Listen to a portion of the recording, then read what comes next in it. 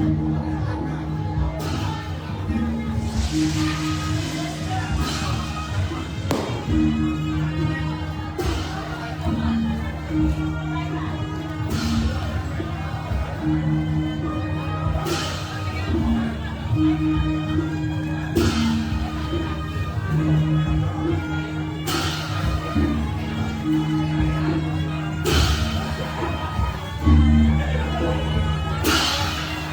ีเขียวอยู่คนที่เนี่ย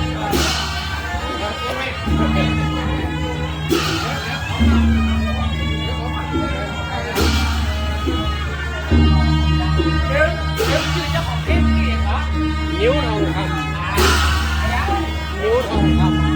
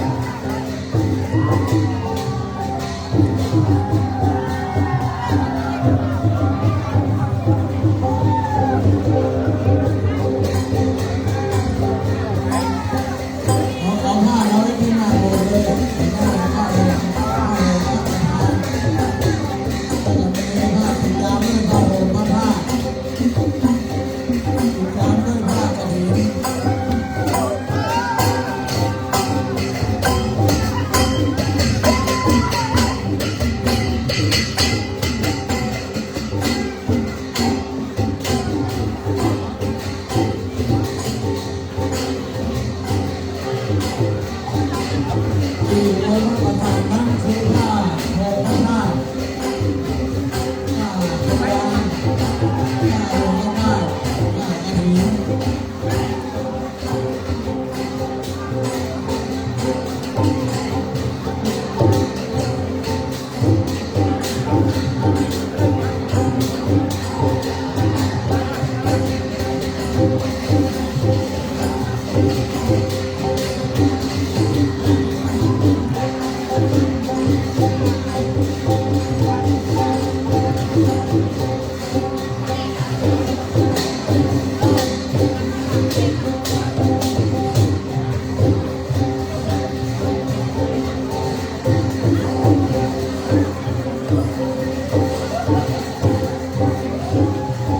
ช่วยหาเก้าอี้มาเลยนะพวกเราช่วยหาเก้าอี้มา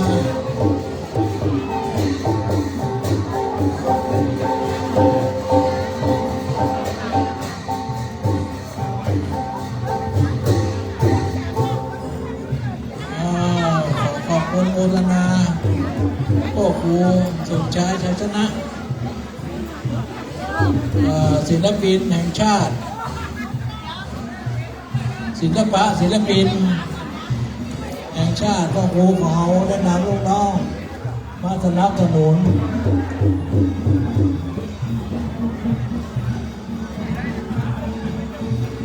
เราเอาปัจจัยเอาเครื่องในทานไว้หน้าอุโบสถเลยจานไปไหนอ่ะพี่นานพี่ไหนอ่ะมาหาพี่ไหนอ่ะ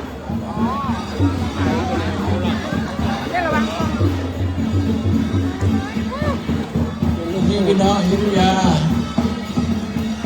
เด็กๆมาช่วยหลวงพ่อเอาเก้าอี้มาหน่อยนะเก้าอี้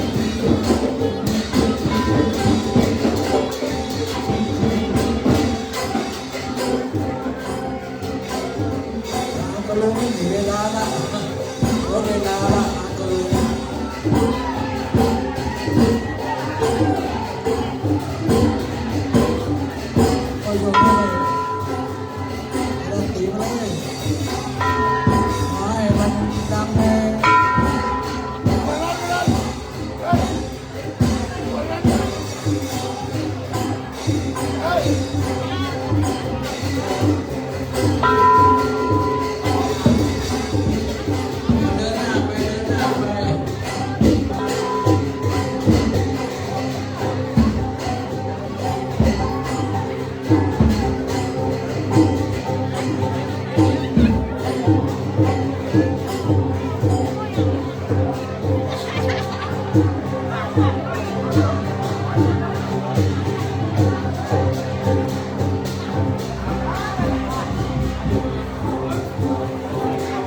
ขยับไปข้างหน้าหน่อยขยับไปข้างหน้าหน่อย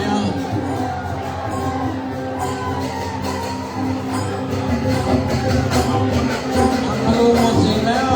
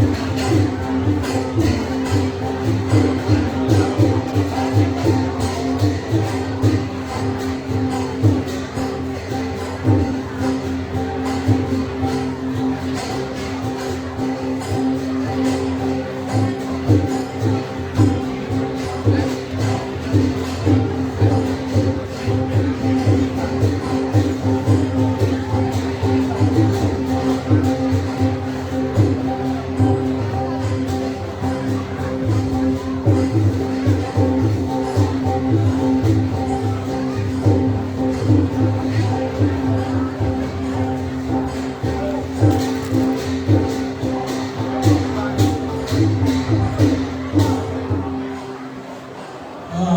อบคุณพี่น้องแม่ด้วยจากสมชายชัยชนะนักศิลปินแห่งชาติขอขอบคุณโมทนาเสียงคล้องเสียงกองเสียงมองดังเข้าเสียงลูกเจ้าฮือบอลช่วยกันพอเจ้ากันเลี้ยงน้ำเนอะน้องๆทั้งหลายช่วยกันพอช่วยกันดูแล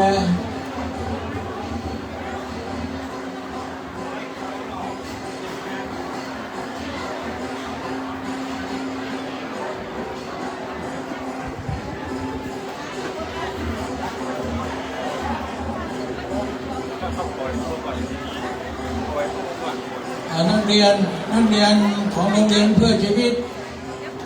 รวมทุนเพื่อหน้าที่จะได้ส่วน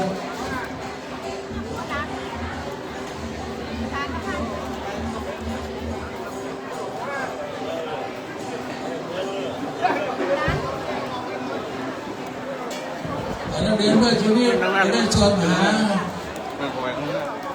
บทจักรพรรดิมานี่เลย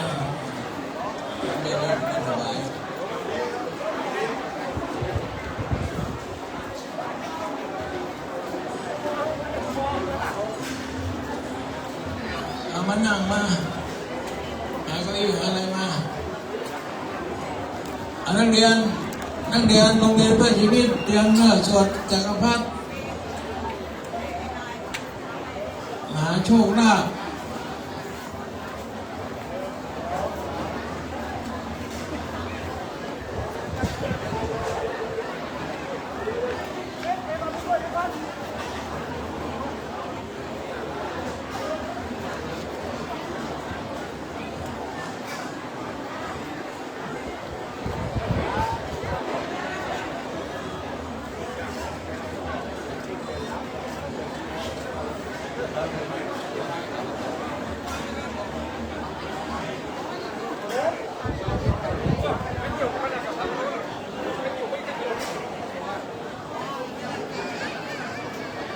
นักเรียนเตรียมความพร้อมไว้ไม่งั้นก็อาหารจะไม่มีกินหรอกเตรียมตัวสักการะไว้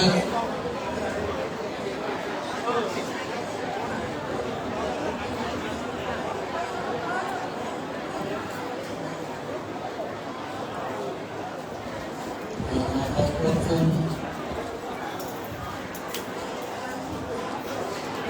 ขณะไว้จะน้ำเอาไว้จะวางน้ำ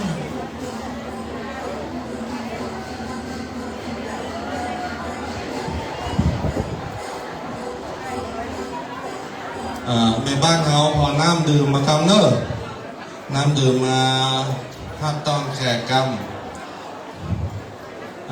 เดี๋ยวนี้เจ้าภาพดร.นัท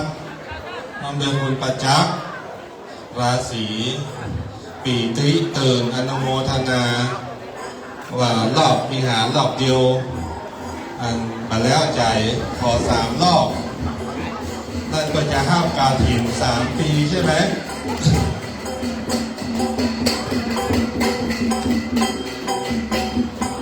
ในบ้านเอาเนอร์พอน้ำดื่มมันเอาเนอร์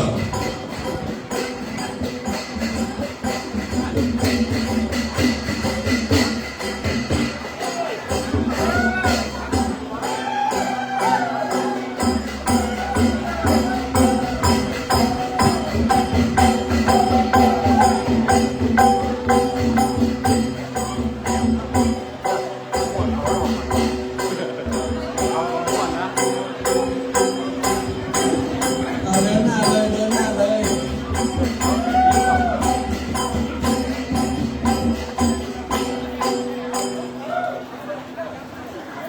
เอาละเอาละเอาละเนาะ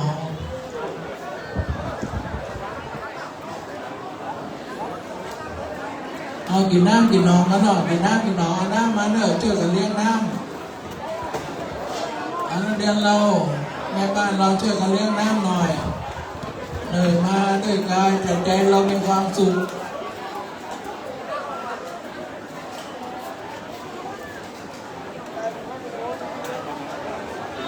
ชุดนักเรียนเพื่อชีวิตที่จะได้สวด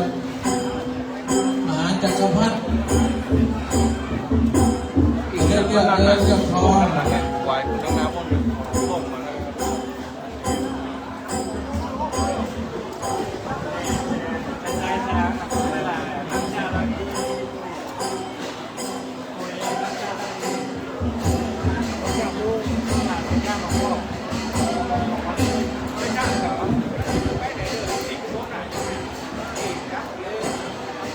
คนนั้นมีคนล้มเลยเหรอ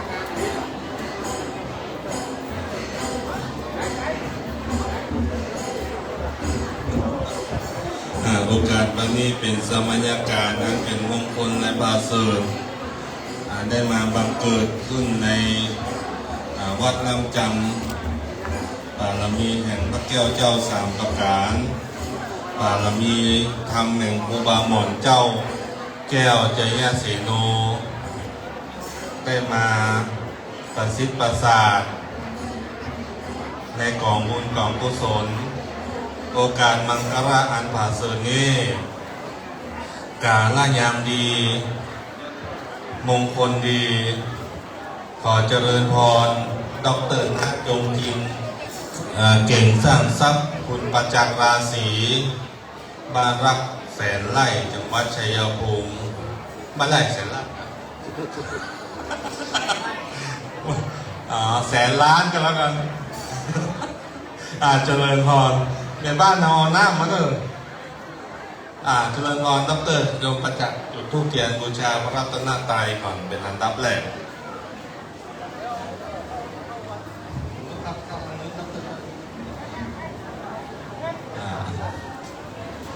ท่าน2 ท่านนี่เป็นกู้บุญกู้บารมีธรรมเชียงนะ ได้มาเมื่อปี 2565 ก็ได้มาเป็นเจ้าภาพกฐินทานวัดน้ำจำของเราครั้งแรก ปีนี้ก็ได้เป็นวาระโอกาสจุลกฐินได้มาร่วมทำบุญในการครั้งนี้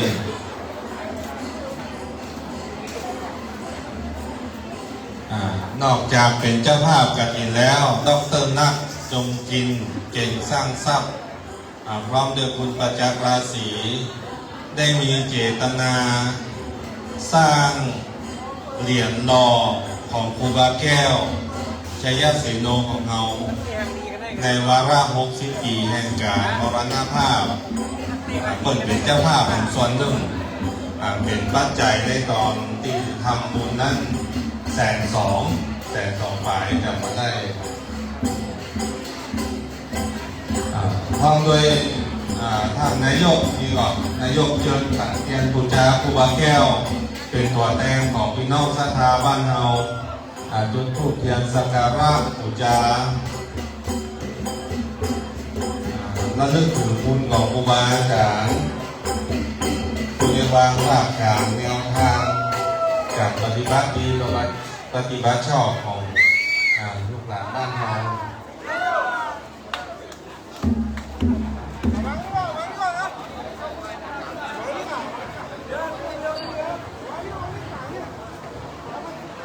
โอกาสนี้ก็เป็นวาระวิถีดีของก้าวไปษาหลวงปู่ครูบาอาจารย์ติ๊กตามรูปเทียนมงคลสมโพธิเหรียญหล่อครูบาแก้วครับ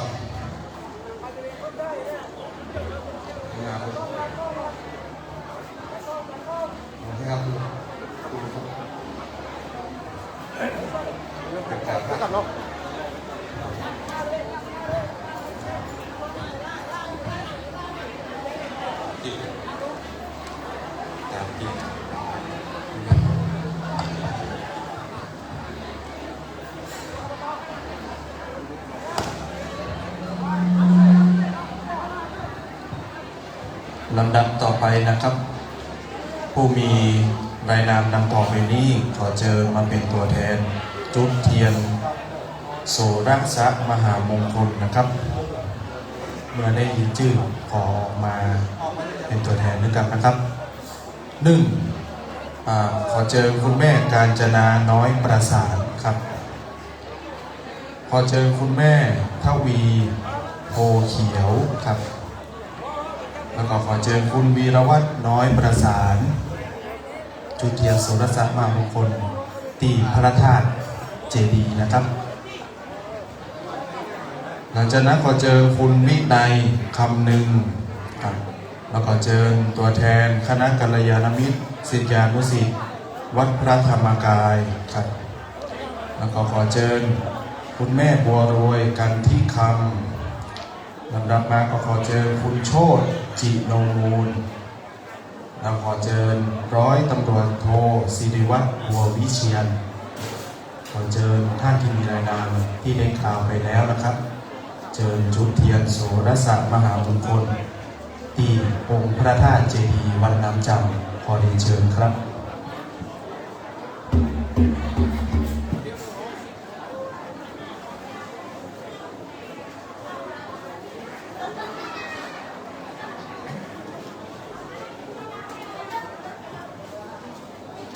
ตอนนี้เราได้เข้าสู่พิธีการเริ่มต้นขอเชิญท่านทั้งหลายนะครับตั้งจิตใจเพื่อเป็นสมาธิเพื่อรับสิ่งที่เป็นมงคลสิ่งที่ประเสริฐเพื่อเข้ามาสู่ตรงตัวเราพร้อมเราสงบจิตสงบใจตั้งจิตให้เป็นสมาธินะครับนับตั้งแต่การที่เจ้าภาพได้จุดเทียนธูปบูชาพระรัตนตรัยเป็นต้นมานั้นก็ถือว่าได้เป็นการเริ่มพิธีอันเป็นมงคลแล้วอันมีคุณของพระพุทธเจ้าพระธรรมเจ้าพระสังฆเจ้าได้เริ่มต้นในการละพิธีในการถวายทานผ้าจุลกฐินในครั้งนี้จุลกฐินนั้นเต็มไปด้วยความศรัทธาเต็มไปด้วยสิ่งที่เรียกว่าความสามัคคีของหมู่คณะตั้งแต่เริ่มต้นตั้งแต่เป็นดอกฝ้ายมาเป็นเส้นได้แล้วถักทอมาเป็นผืนเมื่อเป็นผืนกลับไปเมื่อเป็นผืนนำมาเป็นผ้าย้อมเมื่อเป็นผ้ากาสาวพัดเมื่อเป็นผ้ากาสาวพัดก็จะได้นำมาน้อมถวายแด่ภิกษุสงฆ์ที่จำพรรษาในวัดนั้น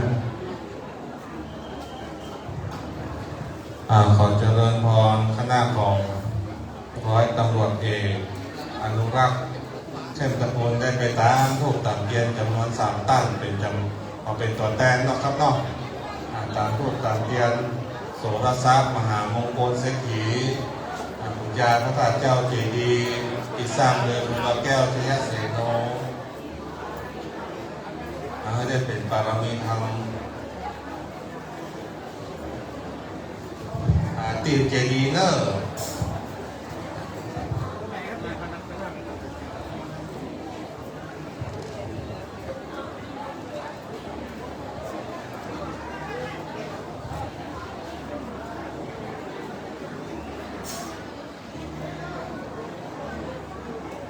ต่อไปขอเจริญพรอาจารย์มหาสิงห์พระแม่จานุจันทร์ได้ต่างเตียนที่สตงนพเคราะห์นะเจริญพรอันนี้ศิษย์เอกศิษย์กตัญญูในหลวงพ่อแพรถ้าไม่สึกนี่เป็นเจ้าคณะจังหวัดแล้วเนี่ยตรงนี้เนอะตรงสตวงเนอะ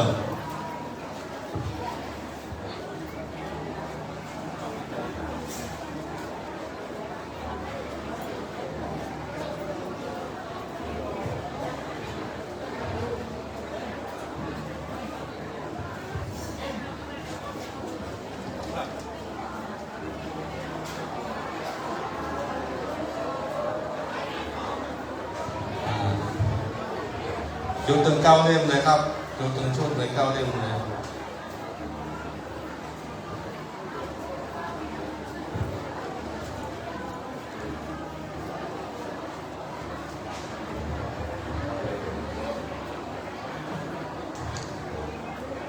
โอกาสนี้ก็ได้ตามถูกตามเกียนตุจานนพเคราะห์โอกาสนี้ก็ขอคณะสายบุญลูกศิษย์วัดพระธรรมกายได้เข้ามาประเคนตลับปัดต่อหลวงพ่อประธานสงฆ์ขอเจริญพรเนอะที่เป็น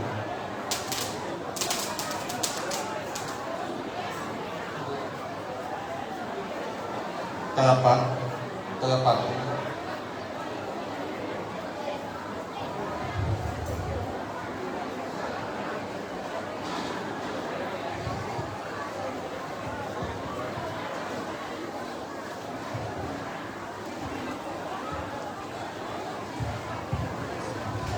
ระเคนจัดของสิ่งนี้เนอะ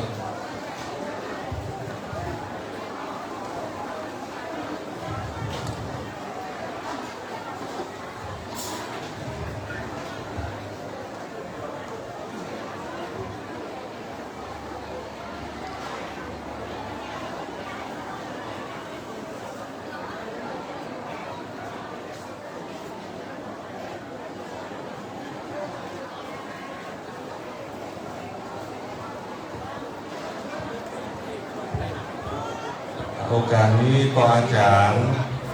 จะได้นำไหว้พระภาพศิลป์เนอะเอาตั้งอกตั้งใจ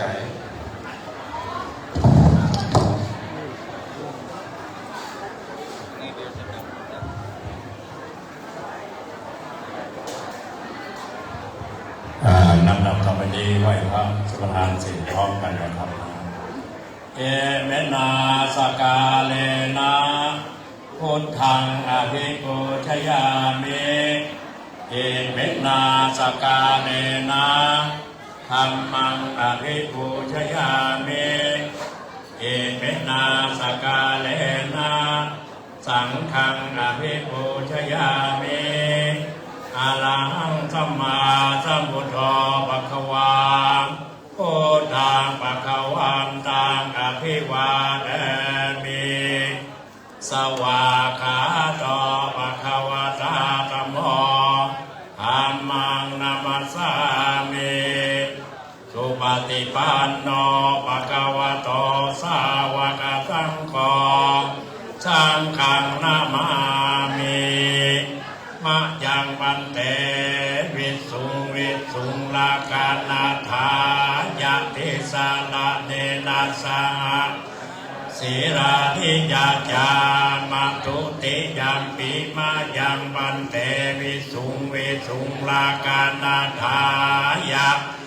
ละเนนะสาปัญจศีราธิยาจามาตติยัมปิมายังวันเตสุงลากานาถายาติสาละเนนะสาปัญจศีรานิยาจามา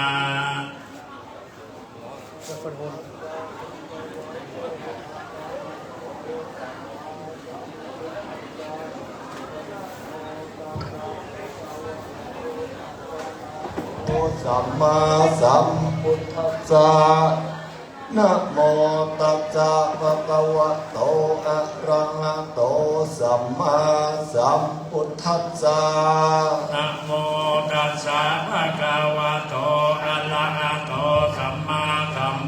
สสะนะโมตัสสะภะคะวะโตอะระหะโตสัมมาสัมพุทธัสสะนะโมตัสสะภะคะวะโตอะระหะโตสัมมาสัมพุทธัสสะพุทธังสารนังกัจฉามิ พุทธังสรณังคัจฉามิ ธัมมังสารนังกัจฉามิ ธัมมังสรณังคัจฉามิ สังฆังสารนังกัจฉามิ สังฆังสรณังคัจฉามิ ทุติยัมปิพุทธังสารนังกัจฉามิ ตุติยามปิพุทธังสรณังคัจฉามิ ทุติยัมปิธัมมังสารนังกัจฉามิ ตุติยามปิธัมมังสรณังคัจฉามิ ทุติยัมปิสังฆัง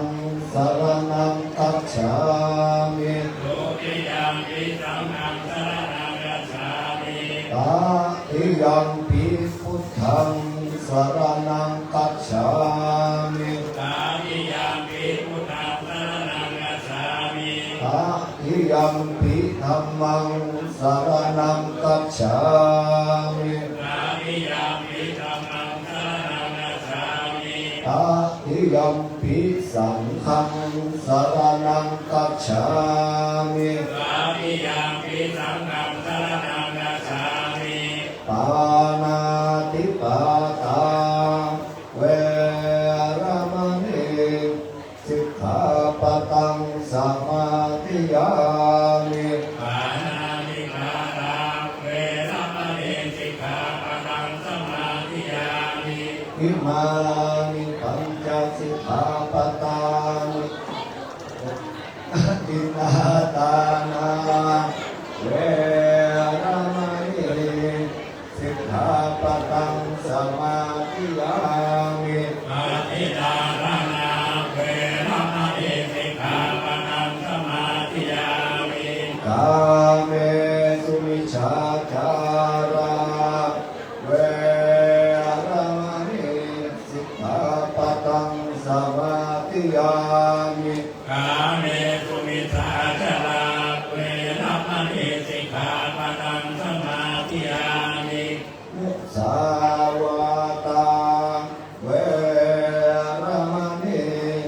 สิกขาปะตังสมาธิยา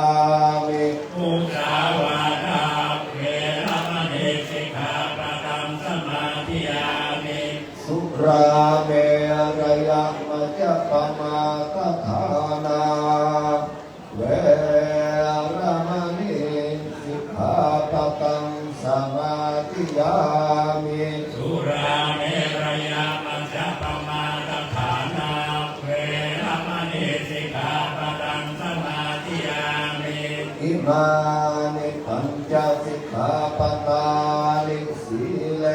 นะสุปฏิยันติ สาธุ สีเลนะโภคสัมปตา สาธุ สีเลนะนิพุทธิยันติตัสมาสีลังวิโสทะเย สาธุ โอกาสต่อไปเราจะได้สะเดาะนพเคราะห์ก่อนอื่นในบ้านเนอะน้ำเนอะในบ้านเนอะน้ำเนอะ หน้ามาถวายหน้ามาบริการเด้อ สาธุว่าน้ำที่ เวปะเทปะเทปะหายาสัพพะสัมปะเทเสติยาสัพพะทุกขวินาศายะปริตังโอตมังคารังเวปะเทปะเทปะหายาสัพพะสัมปะเทเสติยาสัพพะปยวินาศายะปริตังโอตมังคารังเวปะเทปะเทปะหายาสัพพะสัมปะเทเสติยาสัพพะโลกวินาศายะปริตังโอทมังคารัง ตัวนัมเมตังสเมตาปตันตาอเวเกตาจิตาปริตังปนันโตสัพเพธเมจโรเปกริสิตรกเตจันตริเขวิมาเนวิเปรเก นาคาเตเกอวตุนิเกเตอุมาจยันตุเทวาชราคารวิสเมยตคันธปตาตาเตทันตาสัตติเกยังมุนิวรวัจนังสันโภเมสุนันโตอัมมัสสวนาตโรยัมปะทันตาอัมมัสสวนาตโรยัมปะทันตาอัมมัสสวนาตโรยัมปะทันตานะโมตัสสะภะคะวะโตอะระหะโตสัมมาสัมพุทธัสสะนะโมตัสสะภะคะวะโตอะระหะโตสัมมาสัมพุทธัสสะนะโมตัสสะภะคะวะโตอะระหะโตสัมมาสัมพุทธัสสะพุทธังสารนังกัจจามิธัมมังสารนังกัจจามิสังฆังสารนังกัจจามิตุติยัมปิพุทธังสารนังกัจจามิตุติยัมปิธัมมังสารนังกัจจามิตุติยัมปิสังฆังสารนังกัจจามิตติยัมปิพุทธังสารนังกัจจามิตติยัมปิธัมมังสารนังกัจจามิตติยัมปิสังฆังสารนังกัจจามิอาทิตตายังจาอิมัสสามิงอาทิตตาคุณนังอาทิตตายังจาอิมัสสามิงจาสังฆาคุณนังสัมปันตุขังพยาสัมภโลกาวินังชัยเยมหาลาปังอายุวันนังภวันตุเมตายายายามัสสามิงจันตาคุณนังจันตายาจาอิมัสสามิงจาสังฆาคุณนังสัมปันตุขาสัมปปยาสัมภโลกาวิวันชัยเยมหาลาปังอายุวันนังภวันตุเมหังการะยัญจาอิมัสสามิงยังอาลาคุณนังกังคาลายัญจาอิมัสสามิงจาสังฆาคุณนังสัพพะทุกขาสัพพะพยาสัพพะโลกาวิวันชัยเยมหาลาปังอายุวันนังภวันตุเมพุทธยัญจาอิมัสสามิงพุทธาคุณนังพุทธยัญจาอิมัสสามิงจาสังฆาคุณนังสัพพะทุกขาสัพพะพยาสัพพะโลกาวิวันชัยเยมหาลาปังอายุวันนังภวันตุเมโสลิยัญจาอิมัสสามิงโสลิคุณนังโสลิยัญจาอิมัสสามิงจาสังฆาคุณนังสัพพะทุกขาสัพพะพยาสัพพะโลกาวิวันชัยเยมหาลาปังอายุวันนังภวันตุเมยัสสะยัญจาอิมัสสามิงมัสสะคุณนังมัสสะยัญจาอิมัสสามิงจาสังฆาคุณนังสัพพะทุกขาสัพพะพยาสัพพะโลกาวิวันชัยเยมหาลาปังอายุวันนังภวันตุเมลาหูยัญจาอิมัสสามิงลาหูคุณนังลาหูยัญจาอิมัสสามิงจาสังฆาคุณนังสัพพะทุกขาสัพพะพยาสัพพะโลกาวิวันชัยเยมหาลาปังอายุวันนังภวันตุเมสุกายัญญาอิมัสสามิงสุกาละคุณนังสุกาละยัญญาอิมัสสามิงจาสังฆาคุณนังสัพพะทุกขาสัพพะพยาสัพพะโลกาวิวันชัยเยมหาลาปังอายุวันนังภวันตุเมเกตุยัญจาอิมัสสามิงเกตุคุณนังเกตุยัญจาอิมัสสามิงจาสังฆาคุณนังสัพพะทุกขาสัพพะพยาสัพพะโลกาวิวั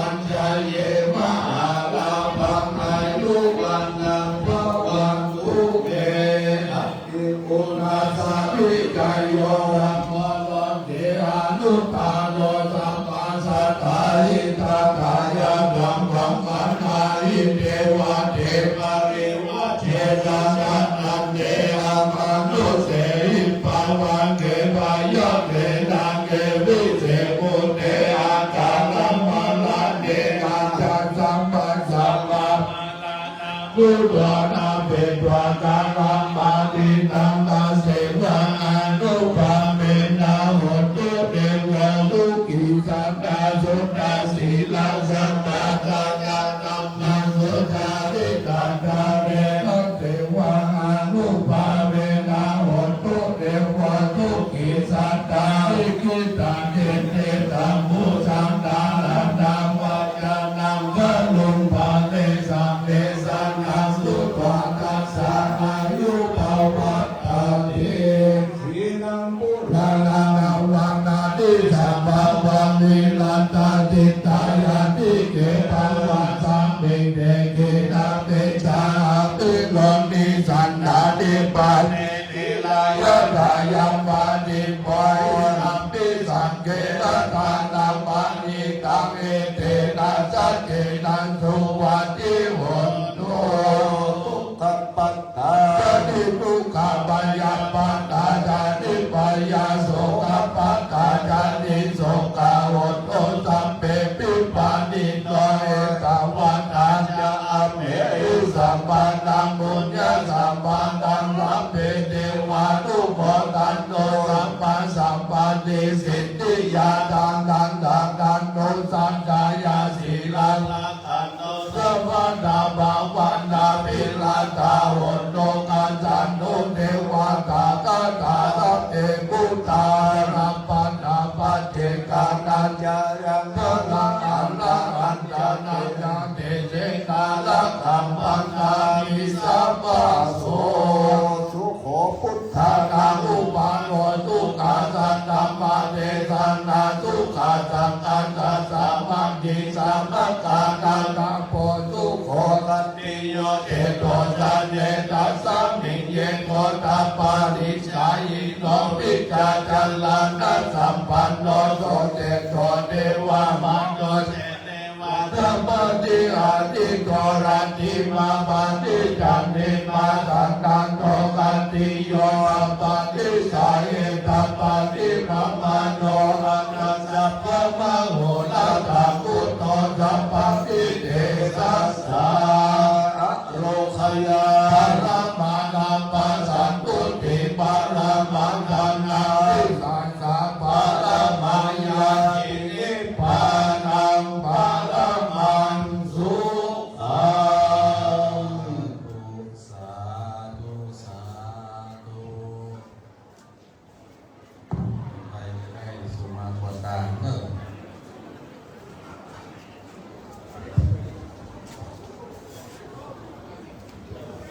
สุมาแผ่นพยาตาได้เป็นของใหม่ของริทุกคนตวัดพระพุทธพระสงฆ์กันครับต่อไปอาหาวันตามิตาปาวัตุตานังสารุจุปังการนนนาวิเศษตานังสัพพันโตสังฆามาตาเมปันเตสาโลกาสักกาเลสัพพะเที่ยวเชียงควตานสาบริวารหลายหลากความด้วยรูปากนานาอันสัตตาบุคาทั้งหลายปากันกุนควายและตกแต่งสัพพะแห่งตนาอันหามาด้วยเจ้าประกอบไปด้วยเจตนายามเพื่อดาแต่งอางคือนำสร้างของตานบ่ได้แบ่งปันยุดหย่อนหลอนได้กินก่อนแดดตานลูนบ่ได้แบ่งเป็นปุ้นเป็นส่วนหลอนได้ด่วนยุบเรายามเมื่อว่าเมาตกแต่งได้ผู้เหยียดแกงและเดี๋ยวกายก็มาขวาของตานตั้งหลายทุกตามได้คำย้ำและที่เตียนได้เขียนจากคำบัดจอบหัวของตานทุกย่อมควรเก่าลังเถื่อว่าเมาเหนียบหอบ่ได้พอในคัดสีลังเถื่อได้เดือดดาตีเด็ดนอนเขาจะอื่นนอนควรกีหนูได้ยินออกปากเป็นคำหยาบรุนแร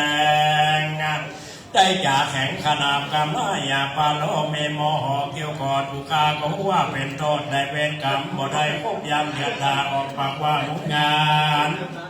ลังจะลูกหลานมาไกลใดครับไล่ได้จำหนีกลัวเป็นวจีกรรมปากกลัวเป็นบาปและเป็นกรรมหลอนได้กระทำเฝ้าฟังนอนยืนนั่งและข้ามกาย ก็มาขัวเหือไข่และน้ำลายไหลทดใส่เส้นผมน้อยใหญ่หล่นใส่ของตาลลังเตือซวยล้ำจานและถ้วยทางหัวสะอาดหมดใส่หลงลืมไปปังปาด้วยความประมาทและลาสาก็มาขัวเป็นภัยยาโจดใหญ่ถึงตกแต่งใดนำมายังมาทุบหูป่าลาจาดวงดอกเข้าต่อป้อมด้วยเทียนไฟน้ำสุกันดอตะกะใส่ขืนจ้อยผูกาก็ขอสุมาสัพปริวารหลายอย่างอันเป็นเครื่องของตาลขอเครื่องวิเศษนาตามเจ้าเจียงไร้โอทิงายกลายเป็นอโหสิกรรมจะได้เป็นอีวรรำอันแก่กาเดมุลาสัตตาผูกาตั้งหลายจูคูจูคนจูน้อยใหญ่ใจยิงนั่นถุงจะมีเตียงแต่ดีดีจีแต่ท่าวัน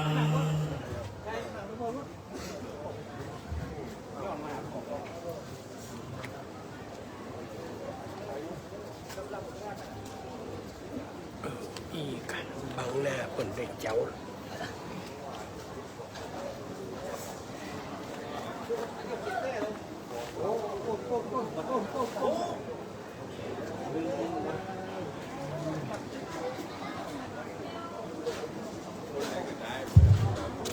ต่อไปเราจะได้ถวายผ้าจุลกฐินมหาทานโอกาสนี้ก็ขอเจริญพรท่านอาจารย์มหาสิงห์ได้เข้าประเคนถวายตะปัดแต่องค์ผู้สวดองค์ที่หนึ่งตะปัดนะ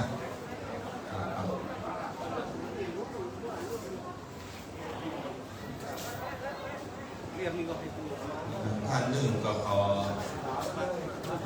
เอามาทักษาด้วยคณะของคุณแม่ของผมตะปัดนะขนาดใครยกได้ต้องใครตัวแทนมาจะได้เอาใส่ขัน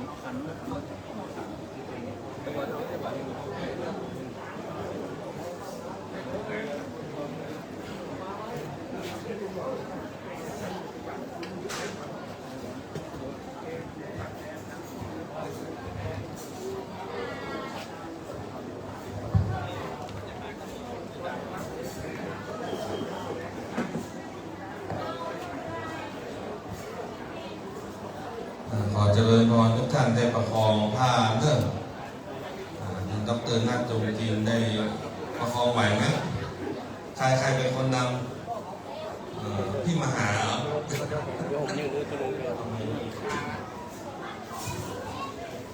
เอาไม้ด้วยกันประคองเฉพาะผ้าเนื่องคณะสายบุญเลยเนอะสายบุญทุกสายประคองผ้านะครับประคองผ้าไตเดี๋ยวท่านดร.นัทจงกิน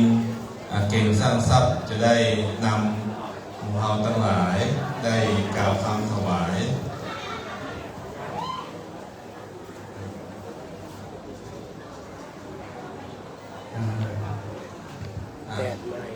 เดี๋ยวกล่าว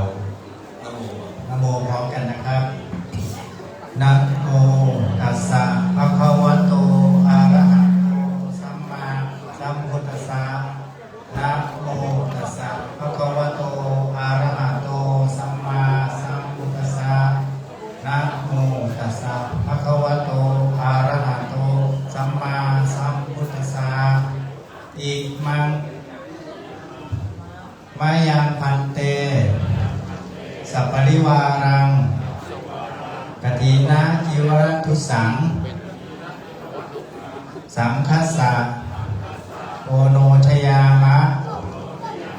สาธุโนพันเตสังโฆอิมังสัพปริวารังกฐินะจิวรทุสังปฏิฆะหาตูปฏิฆะเหตวาจาอิมินาทุเสนะกฐินังอัฏฐารัตตุอัมหากังทีฆรตังอิตายะสุขายะนิพพานายะจา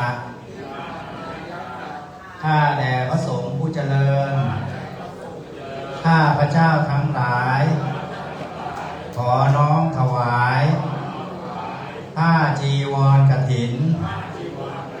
พร้อมด้วยบริวารทั้งหลายเหล่านี้ ก่พระสงฆ์ขอพระสงฆ์จงรับผ้าจีวรกฐินพร้อมด้วยบริวารทั้งหลายเหล่านี้คันรับแล้วจงการกฐินด้วยผ้าผืนนี้เพื่อประโยชน์เพื่อความสุข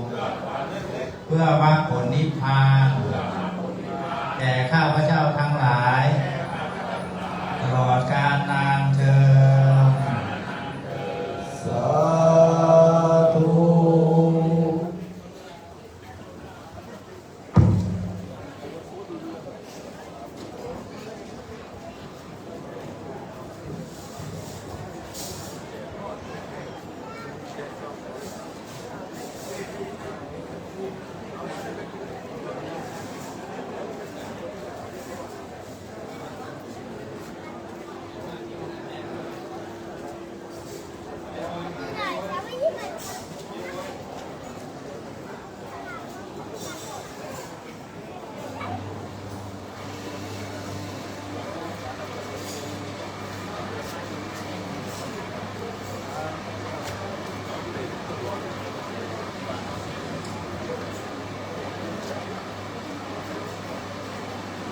เป็นน้ำน้ำกับเนี่ยของเขาลุมอ่ะปืนอ่ะไม่มีคัตเตอร์อ่ะ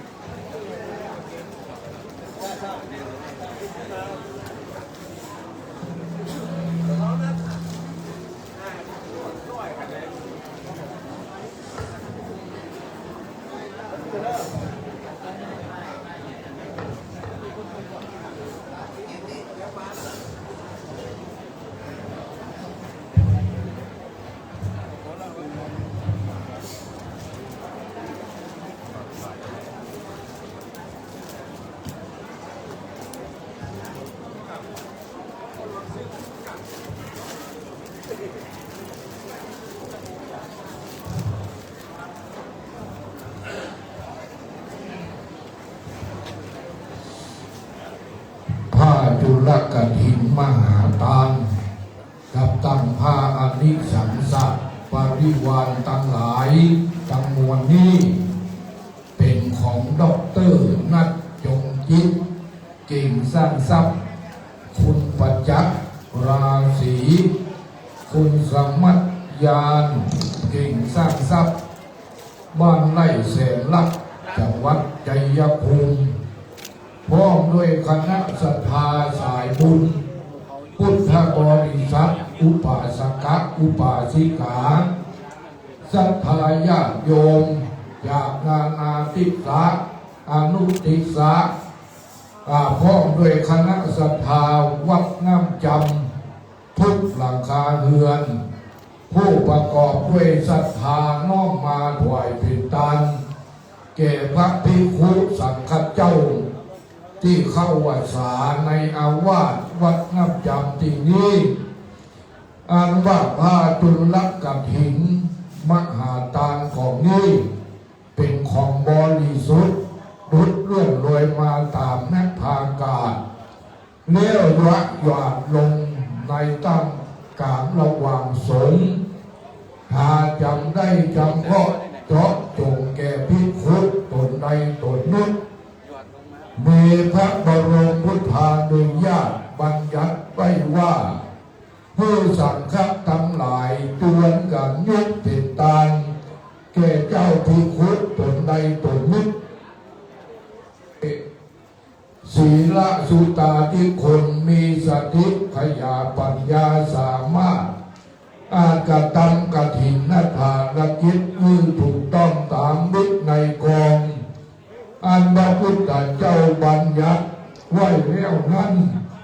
บัดนี้พระสังฆะตังมวลจะหันสมควรแก่เจ้าภิกขุตนใดจึงพร้อมกันยอมอนุญาตเป็นตานแก่ภิกขุตนนั้นจิมเตอ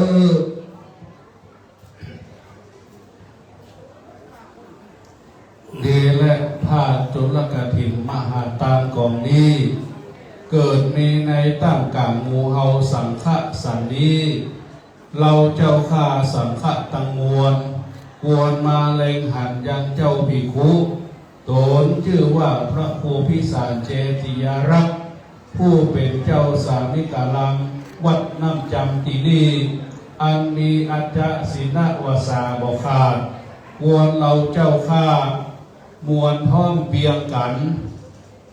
ยกเอานามมาก่อนแห่งท่านเจ้าเข้าในยติจตุรกรรมวาจาสูตรอัปโลกเพื่อเป็นตานแก่ท่านเจ้าเพื่อได้บรโภคและก้างบังเสียยังอาปติขันหโตตังมวล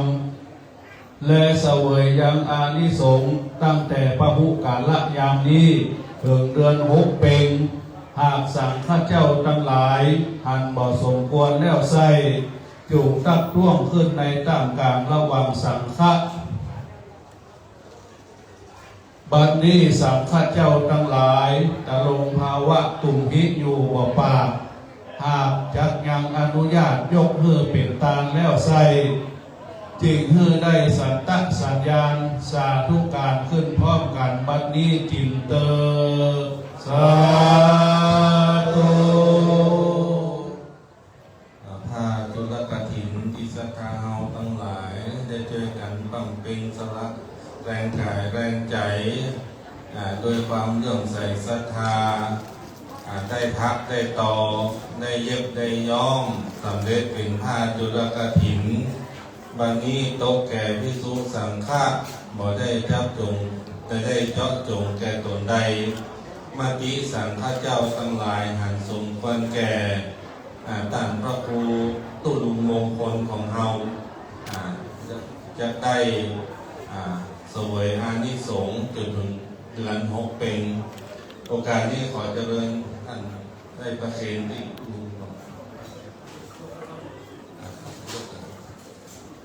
ยกให้ศรัทธาอนุโมทนาด้วยเดี๋ยวให้ญาติโยมอนุโมทนาด้วยสาธุทั้งหลายสาธุพร้อมกันดังเด้อสาธุสาธุ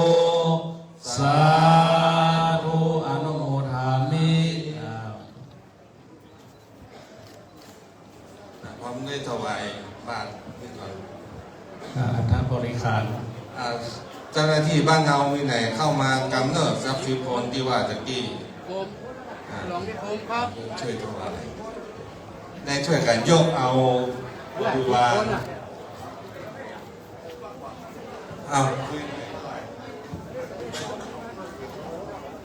อันนี้ก็ร่วมบุญมาเป็นหางกฐินอีก 220,000 บาทค่ะนะครับเนี่ยเป็นปะช่วงไหนเงินโต๊ะจะโต๊ะมาในวัดของไอ้ละเงินนะสาธุอยากช่วยกันประเคนมาตั้งให้เอาไว้มอบให้โยมช่วยกันประเคนบริวารมาทั้งหมดเลยมาทั้งหมดเลยแล้วก็อยู่ข้างหลังรอรับจากที่เอายื่นทุกคนเนี่ยต่อข้างมายื่นให้เจ้าภาพซื้อกันไหมอยากลงยื่นทุกคน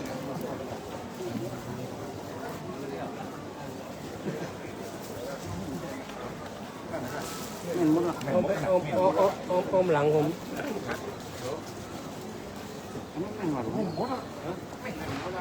อ้อมหลังผมอ้อมหลังนี่ติ้นหนักนะครับซื้อไปกดลองซื้อไปแม่งมดหลังอ่ะเอาไปซื้อไปแม่งมดแล้วครับหลอดไฟให้กับแม่นหม้ออย่างนี้แม่นหม้อนี่แม่นมดนะครับแม่นมดสาด ตี้ยนั่นเองวางบนของตัวก็ได้เดี๋ยวโดนเป้าหัวนะครับ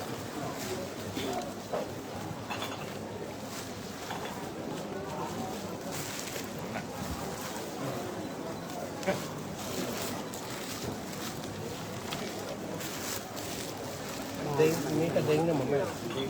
นั่นเป็นหมดเลยครับชาร์จเนี่ยก็แม่นครับชาร์จลูกนี่ก็แม่นชาร์จหม้อเครื่องมือช่างแม่นหมดเลยครับเดินหน้าเข้าไปเลยครับก็เรียกมาเดี๋ยวแม่เดี๋ยวมันโดนเสียมูดไปหมดเด็กกล่องเครื่องมือเจอกันบนโต๊ะอย่างนี้บนโต๊ะข้างน้ำแม่นตุ่มนี่ก็แม่นครับเจอนะครับน้ำแม่นมาแล้วครับนะเดี๋ยวจะหาอยู่ไว้เมื่อเตี้ยเปิดเป๊กซื้อเก็บเป๊กอะเอาผู้ใจดีกันเจอสวรรค์โมลังมาข้อนหรอใช่ทุกข้อนหรอไหนสวรรค์ที่จะสวรรค์ทำไมไม่ได้ที่มัน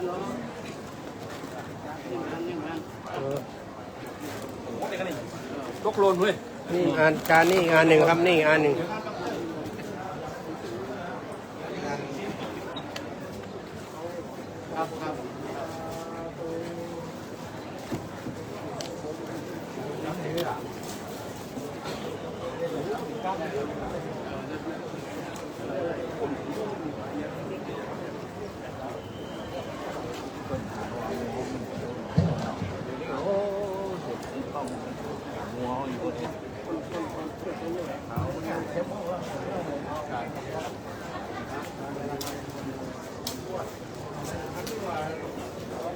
เป็นต้นเงิน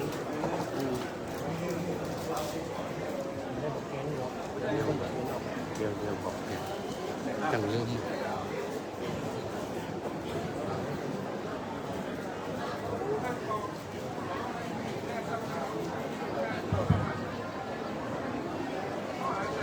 ่เรานี่เจ้าภาพสังฆทานนะครับที่ได้รับสารงานจุลกฐินนะครับมีพ่อหลวงสุทัศน์แม่หลวงสุรพีโนจานายศรีพันธ์นางพิสมัยคติกุล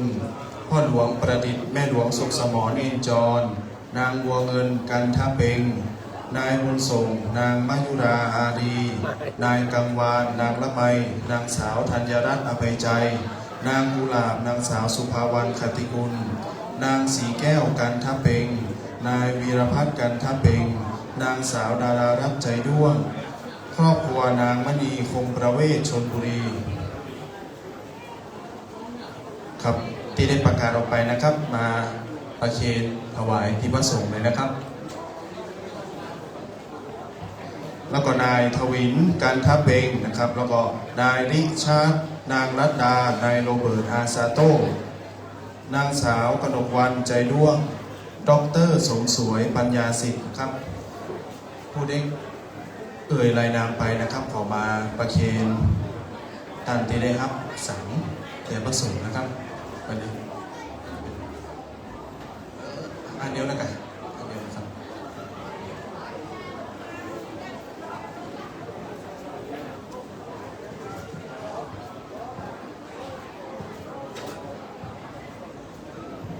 อันนี้เป็นปัจจัยก่อนปัจจัยในร้าน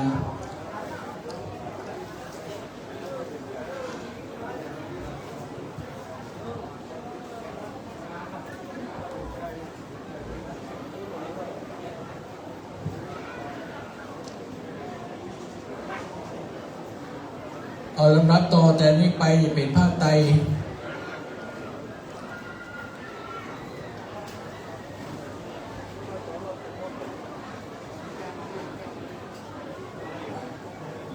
เป็นภาคไตเอามาภาคไตนี่เนอะเอาภาคไตนี่ขอเรียนเชิญเจริญพรครอบครัวของนางอาลีใจกันทะนางอาลีใจกันทะนายสบายนางอนุปัญโยใหญ่นายจำรัด นางวันเย็นใจด้วงนายจำรัดนางศรีลักษณ์ปินตะปินนายอินปั่นนางมะลิปินตะปินนายชัยนางสะอุ้มอติรัตน์นางสาวโสพินคำแปลงใจนางสาวพิมพรปินตะปินนายเจริญนามเป็นศรีเทชสาชมรมผู้สูงอายุหมู่5หมู่6บ้านน้ำจำ1 ชุดได้ยินชื่อแล้วลูกมาเลยเด้อน างสาว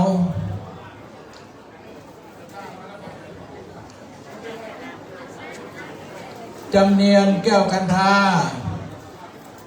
นางสาวลูกหลานแม่จายพินงมูลอันนี้พระไตรนายอรุณพิสิทธิ์หวังบรรจงมูลแม่แก้วมาขัตติรัตน์นางสาวจำเนียนแก้วกันทานางอุษาขัตติรัตน์นางบัวเขียวขัตติคุณครอบครัวนางมณีคงประเวศรับผ้าไตรนำไปถวายเลย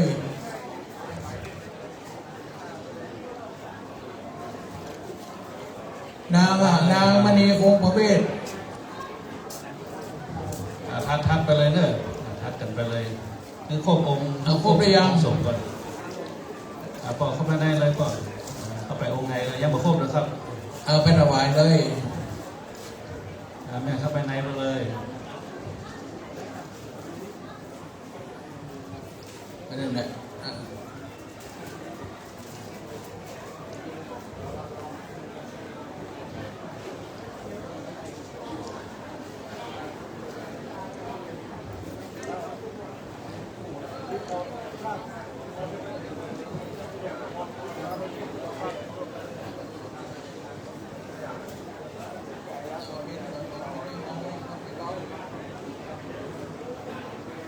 แล้วก็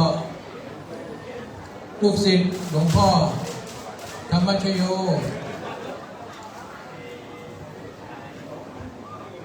บ้าง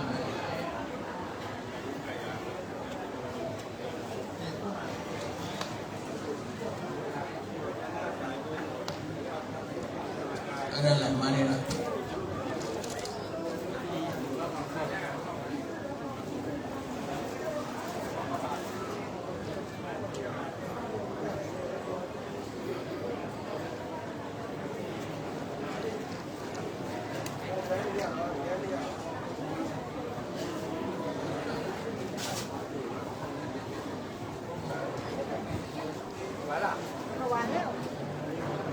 ตอนนี้สายบุญธรรมกายได้ถวายร่วมกฐินสามัคคี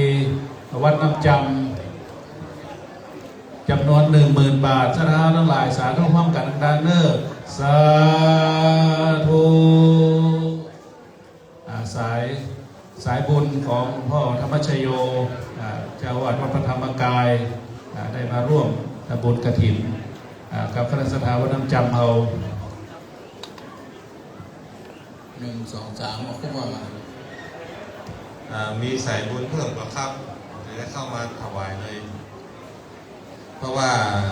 หลายท่านนางอาจารย์มหาสิงห์ก็ได้เอาเงินมาปักต้นละเดี๋ยวจะได้นิมนต์คุณลุงตอนบิณฑบาตเสร็จกับหลวดไปรับนะครับเนาะ30,000 บาท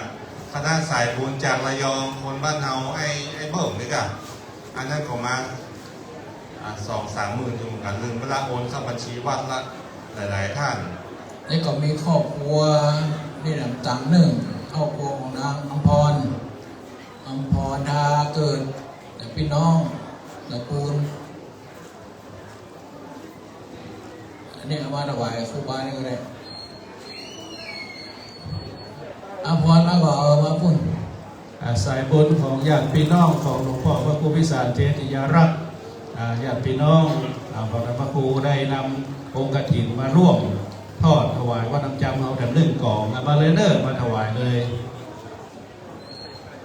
ในนามลูกหลานญาติพี่น้องของหลวงพ่อพระครูพิสารเจติยารักษ์เจ้าอาวาสวัดน้ำจำเรา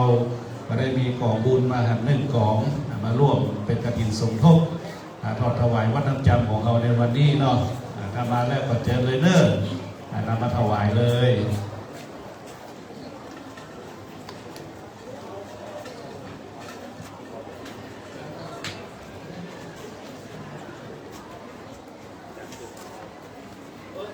โอ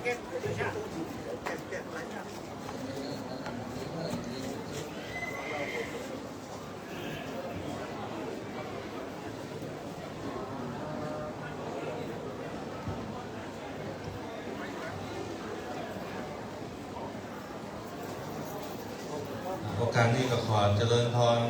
ท่านประธานสายบุญของเราคือท่านดร.นัก เดี๋ยวขอเอาไฟล์มาไฟล์ลูกหน่อยกระดิ่งนี่มา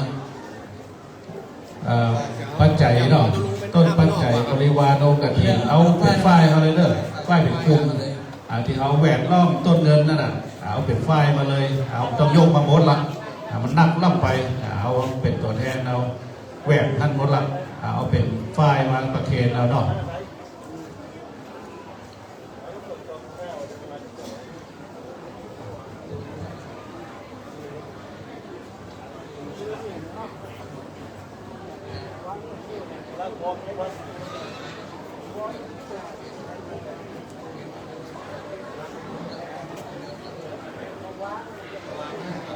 เจ้าหน้าที่คณะกรรมการวัดเฮาเนาะรวมทั้งหมดเนอะต้นที่อยู่ในแวดหน้าอุโบสถอะไรท่านนายกผ่านทุกคนนายกองค์การมหาตำบลหนองมะแดงขอเจริญพรเป็นตัวแทนพี่น้องประชาชนของอำเภอสันกำแพงอยุธยาที่เป็นเจ้าภาพมาถวายวันนี้ขอเรียนเชิญท่านนายกถวายปัจจัย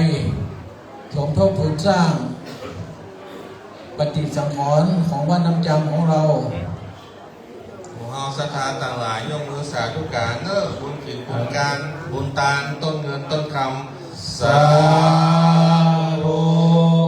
สาธุสาธุโอกาสนี้ก็ขอท่านนายกกล่าวขอบคุณพวกป้าคำศรัทธาแห่งกรรมว่าแห่งกรรมต้องร้องเพลงหน่อยครับก็เลยต้องขอกราบนมัสการท่านครูอดุลยาตพุทธรองเจ้าคณะอำเภอสันกำแพงท่านพระครูพิสารเทพรัตน์เจ้าคณะตำบลหนองมะแดงพระสงฆ์รูปรวมทั้งตัวแทนจากวัดธรรมกายกระผมนะครับสถาปนิกจากหลวงพ่อได้ขึ้นมากล่าวขอบคุณนะครับในนามของศรัทธาพี่น้องบ้านน้ำจำหมู่ที่5และหมู่ที่6เขามีอยู่2บ้านนะครับจำนวนหลังคาเรือนประมาณเกือบ500หลังคาเรือนต้อง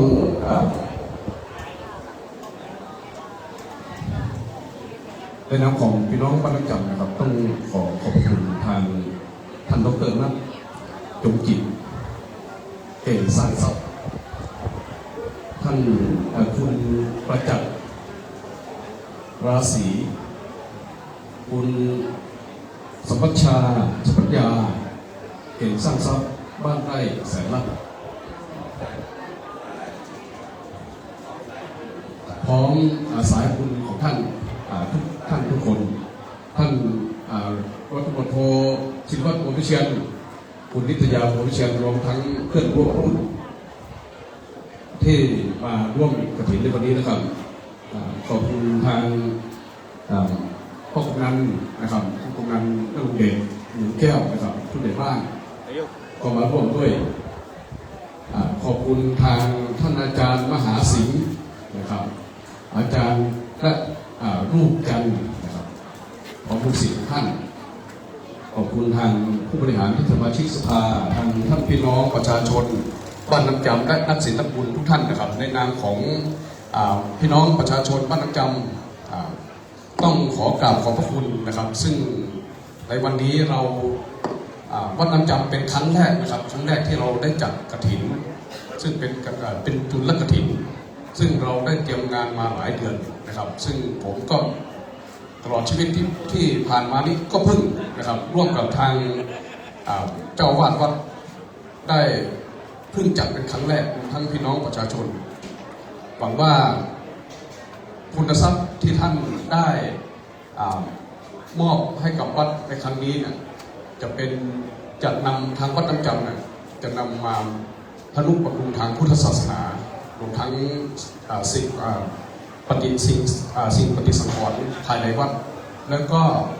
จะได้ร่วมกันพัฒนาวัดน้ำจำผมขอผลบุญที่เราได้สร้างกุศลในวันนี้นะครับได้โปรดจงอำนวยพรให้ทุกท่านจงพบแต่ความสุขความเจริญร่ำรวยไม่มีสิ้นสุด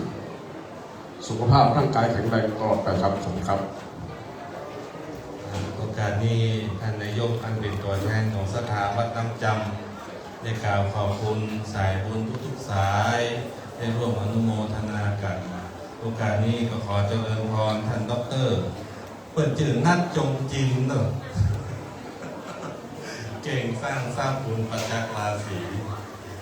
ขอได้พบปะกับพี่น้องสถานสักครั้งเนาะค่ะคุณค่ะ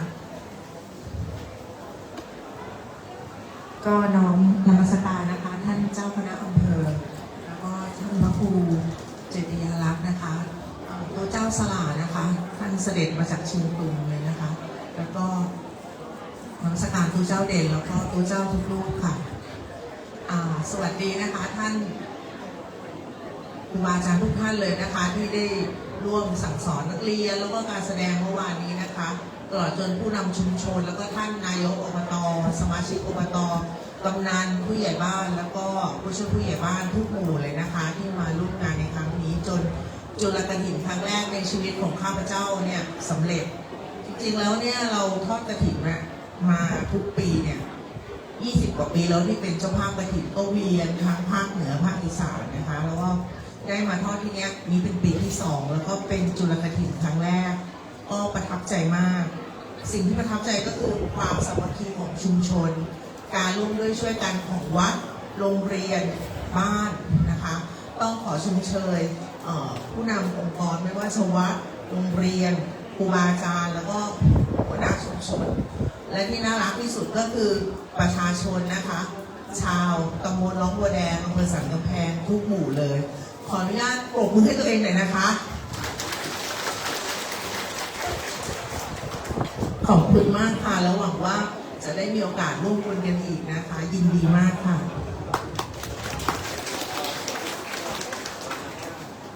จองไว้ได้ไหมปีหน้า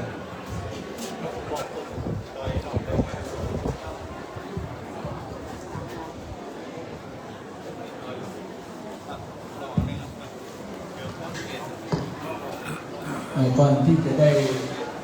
ห้ามปอนสมาภาพในนามเจ้าวาดคณะสงฆ์ในอำเภอสันกำแพงก็ขอขอบคุณทางเจ้าภาพพระสภาที่นำกฐินมาวันนี้ขอให้ทางโรงเรียนเพื่อชีวิตนำละอ่อนมาหน้าตุลุงกรรม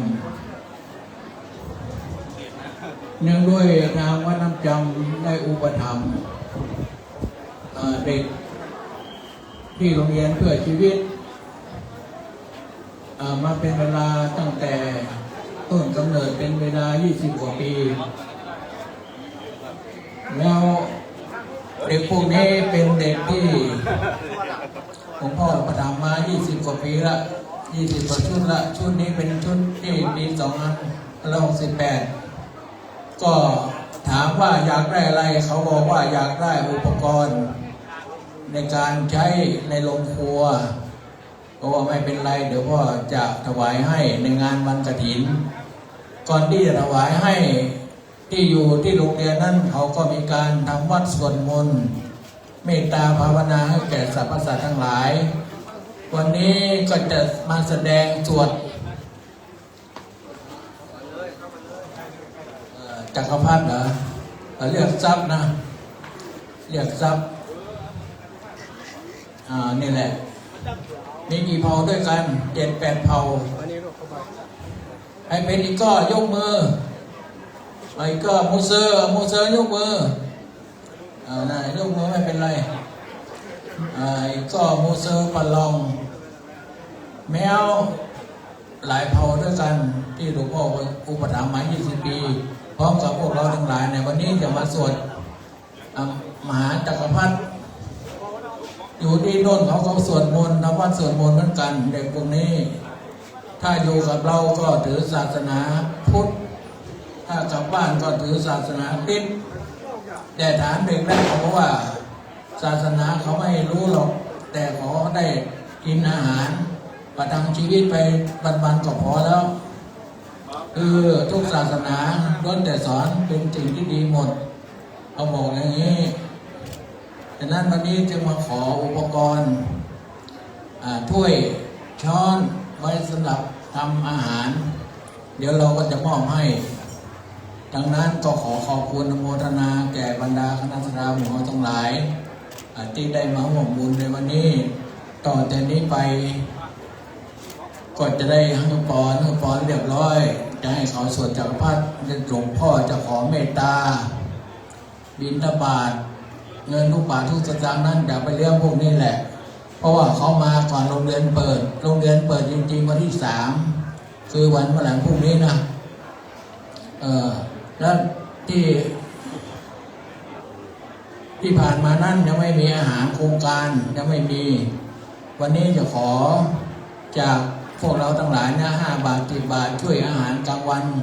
ของเด็กพวกนี้แหละเพราะว่าเราถือว่าเป็นสัตว์ร่วมโลกฉะนั้นต่อแต่นี้ไปท่านทั้งหลายตั้งจิตอธิษฐานนะบุญก็ดีกุศลก็ดีที่เราได้ทำคุณงามความดีในวันนี้ก็ขอส่งให้พวกนี้ได้อยู่เรียนเป็นสุขและพวกเราทั้งหลายก็ขอให้ปราศจากโรคภัยไข้เจ็บขอให้อยู่ดูแลพระศาสนาไปทุกชาติทุกภูมิต่อไปต่อนี้ขอเรียนเจริญพรท่านทั้งหลายตั้งจิตอธิษฐานญาณน้ำอุทิศส่วนบุญกุศลให้แก่เจ้ากรรมนายเวรสรรพสัตว์ทั้งหลายขอกราบนิมนต์พระคุณหลวงพ่อเป็นประธานสงฆ์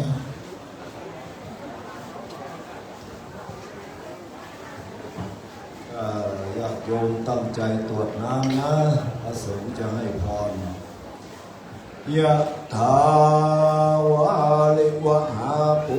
ราปาริปุเรนติสังฆลังเอวะเมวะอิโตตินังเปตานังอุปกปติอิชิตังปะทิตังตุมหังคิปะเมวะสมิจฉตุสัพเพปุเรนตุสังฆปาจันโทปนรโสยถามณิโชติลโสยถาสัพพิติโยวิวัจจันตุสัพพะโลกวินาศตุมาเทภวันตุตรายโยสุขีติขายุโกภวังอภิวาทนาสิริสานิจังวุฒาอินโนจัตตารโอธรรมาวัฏันติอายุวันโนสุขังพลั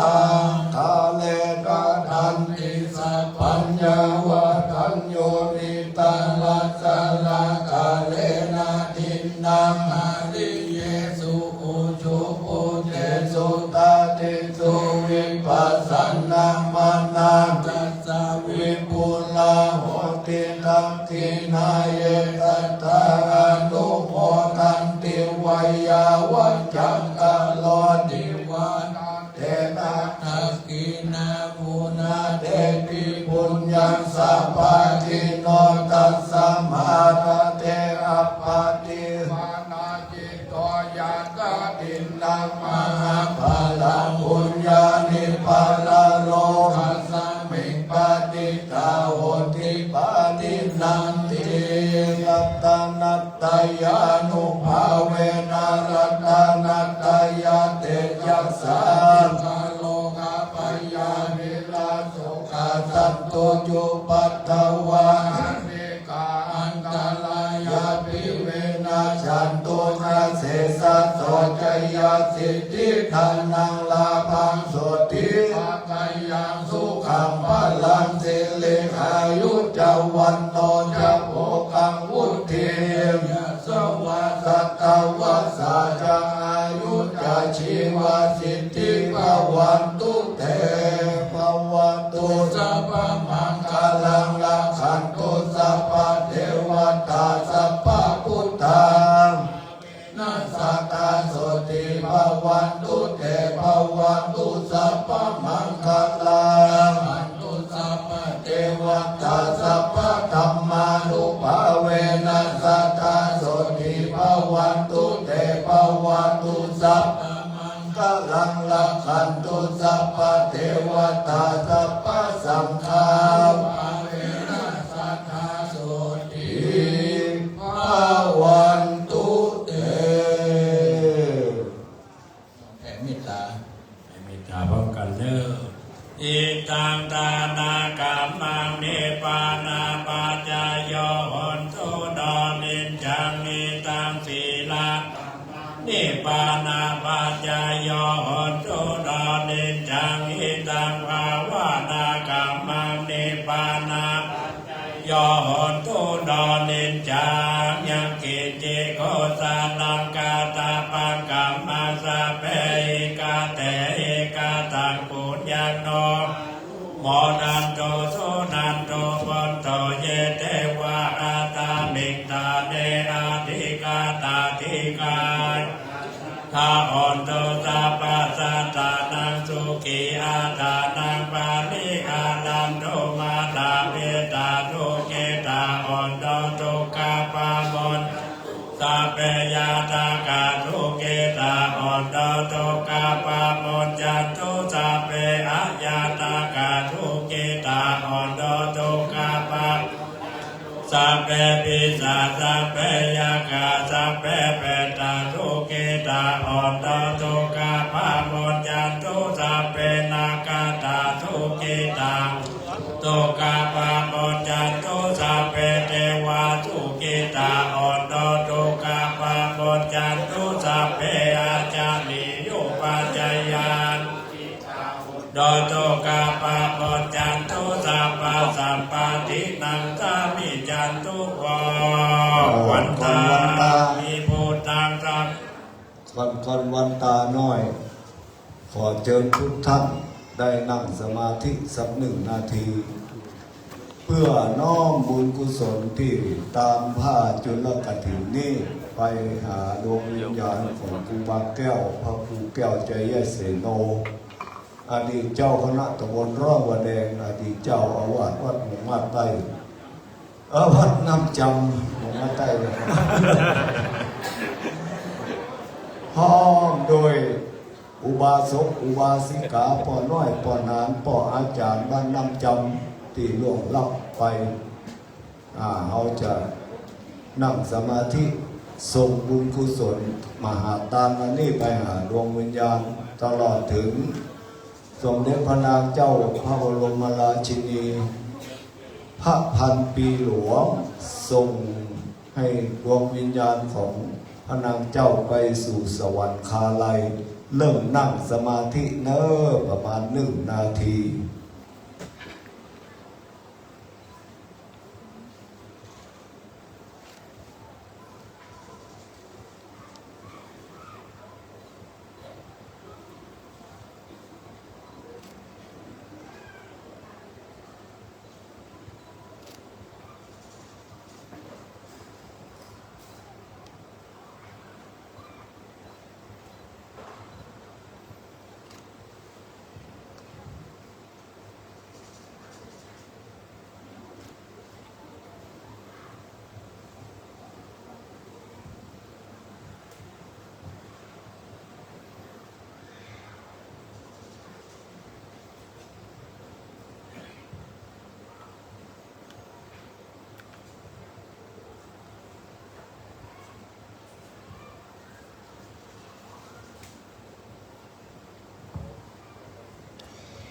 พอสมควรแก่เวลาขอถอนสมาธิทุกท่านเอาวันตาน้อยเลยหมดหลวง วันตาเมบันเตสัพพังอาภาลาตังกามาตาเมบันเตตัมปุญญังสามินาโนโมเตตาปังสามินากาตังปุญญังไมหังตาตาปังสาธุสาธุอนุโมทามิจัตตารโอธรรมาวัฏันติอายุวันโนสุขังปะลาบรรดาคณะสถ ราหลังจากท่านได้เมตตาใส่บาตรเรียบร้อยแล้วก็เข้ามารับหลวงปู่แก้วเวียนเอานี่เนอะเวียนออกมานี่ต้องเข้าแถวมาท่านละอ่อนจะได้สวดหลวงพ่อจะขอเมตตาคนละ5 บาท10 บาทช่วยอาหารเราว่าเราเอา ถ้าเราเตรียมใส่บาตร5 บาท10 บาทร่วมทำบุญเป็นค่าอาหารกลางวันละอ่อนเนาะพอจะได้เมตตาเดินบิณฑบาตหลังจากเขาทำบุญเสร็จก็เดียวก็จะได้รับวัตถุมงคลเหรียญหลวงปู่แก้วชัยเสโนซึ่งเป็นพระมหาเถระคนละองค์ตอนนี้ประธานก็เตรียมได้ใส่บาตรนั่นนะโมตัสสะภะคะวะโตอะระหะโตสัมมาสัมพุทธัสสะนะโมตัสสะภะคะวะโตอะระหะโตสัมมาสัมพุทธัสสะนะโมตัสสะภะคะวะโตอะระหะโตสัมมาสัมพุทธัสสะนะโมพุทธายะพระพุทธไตรรัตนายะมาเนโนภลัสเสสาหัสสะสุธรรมาโอโตธัมโมสังโฆยะถาภูโมนะพุทธบูชาธัมมบูชาสังฆบูชาอาทิทานังวารังคังคังเทวะเลจามหาเทรังอาหังวันนาเมตุโยอาหังวันนาเมธาตุโยอาหังวันนาเมสวะโสโพธาธัมมัสสังฆังบูเชมินะโมพุทธายะพระพุทธไตรรัตนายะมาเนโนภลัสสีสาหัสสะสุธรรมาโอโตธัมโมสังโฆยะถาพุทโมนะพุทธบูชาธัมมบูชาสังฆบูชาอาเควานังวารังคังคังเทวะเลจามหาเทรังอาหังวันนาเมธุระโตอาหังวันนาเมธาตุโยอาหังวันนาเมสัพพโสโพธาธัมมัสสังฆังบูเชมินะโมพุทธายะพระพุทธไตรรัตนายะมาเนโนภลัสสีสาหัสสะสุธรรมาโอโตธัมโมสังโฆยะถาพุทโมนะพุทธบูชาธัมมบูชาสังฆบูชาอา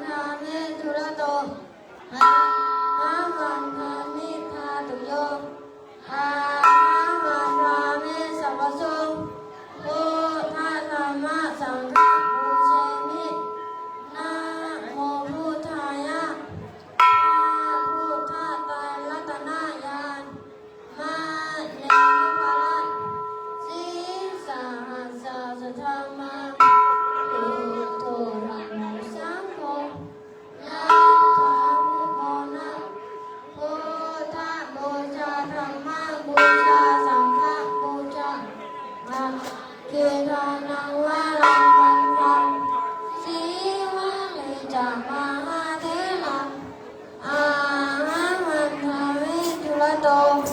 อะหังวันทามิทาตุโยอะหังวันทามิสัพพโสพุทธธัมมะสังฆบูเชมินะโมพุทธายะพระพุทธตานัตนายานมาเนนพลันสีสาหัสสุธรรมะพุทโธธัมโมสังโฆยะถาพุทโมนะพุทธบูชาธัมมะบูชาสังฆบูชาอาเจวานังวาลังทังทังเสวะเลจามหาเถรังอาหังวันทามิทุระโตอาหังวันทามิทาตุโยอาหังวันทามิสัพพโสพุทธธัมมะสังฆบูเชนะโมพุทธายะพระพุทธตารัตนญาณมาเนนพลันสีสาหัสสุธรรมะพุทโธธัมโมสังโฆยะถาพุทโมนะพุทธบูชาธัมมะบูชาสังฆบูชาอาเจหานังวารังทังทังเอวะเรจามหาเถรังอาหังวันทามิทุระโตอาหังวันทามิทาตุโยอาหังวันทามิสัพพโสพุทธธัมมะสังฆบูเชนะโมพุทธายะพระพุทธรัตนญาณมาเนนพลันสีสาหัสสุธรรมะพุทโธธัมโมสังโฆยะถาพุทโมนะพุทธบูชาธัมมะบูชาสังฆบูชาอาเจหานังวารังทังทังสีวะเลจามหาเถรังอาหังวันทามิทุระโตอาหังวันทามิทาตุโยอาหังวันทามิสัพพโส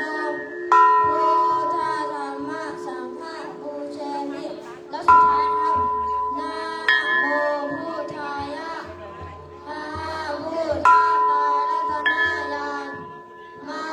เนนพลันสีสาหัสสุธรรมะพุทโธธัมโมสังโฆยะถาพุทโมนะพุทธบูชาธัมมะบูชาสังฆบูชาอาเจหานังวาลังทังทังสีวะเลจามหาเถรัง นับตังค์ไว้ก่อน อาหังวันทามิทุระโตอาหังวันทามิทาตุโยอาหังวันทามิสัพพโสพุทธธัมมะสังฆบูเชมิ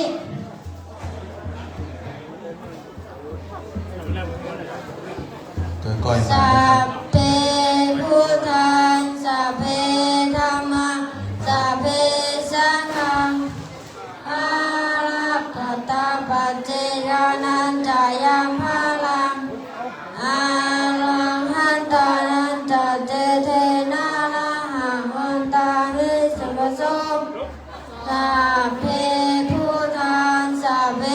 ธัมมังสัพเพสังฆังอารัปตาปัจเจกานันจายังพลังอารังหันตานันจเจวานาระหังวันตาหิสัพพโสสัพเพพุทธังสัพเพธัมมังสัพเพสังฆังอารัปตาปัจเจกานันจายังพลังอารังหันตานันปัจเจเทนะระหังวันตาหิสัพพโส ย่อ พุ นั่ง ท ตามก็ได้ ธังอธิษฐามิธัมมังอธิษฐามิ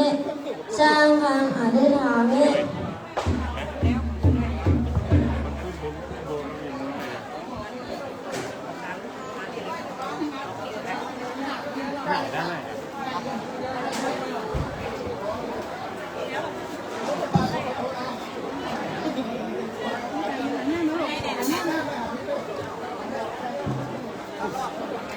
อันนี้อะไรกะ เดี๋ยวกำเดียวอ๋อ